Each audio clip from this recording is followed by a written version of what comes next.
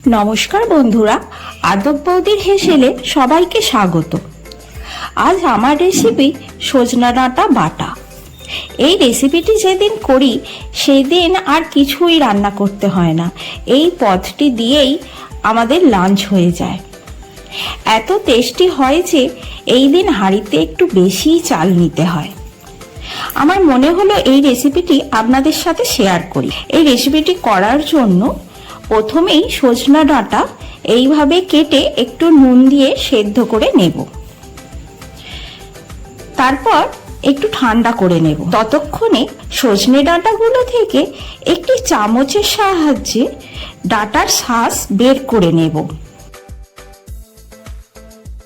তারপর মিক্সিতে সজনে ডাঁটার শাঁস আর দুটি কাঁচা লঙ্কা বেটে নেব।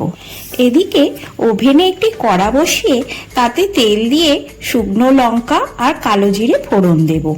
সুন্দর গন্ধ উঠলে রসুন দেব।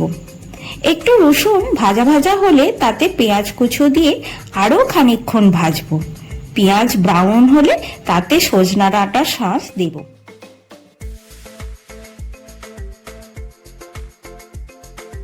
যেহেতু ডাঁটা সিদ্ধর সময় নুন দিয়েছিলাম, তাই অল্প নুন দেব আর একটু হলুদ দেব।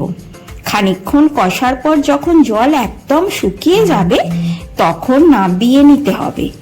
এবার গরম ভাতের সাথে পরিবেশন করতে হবে।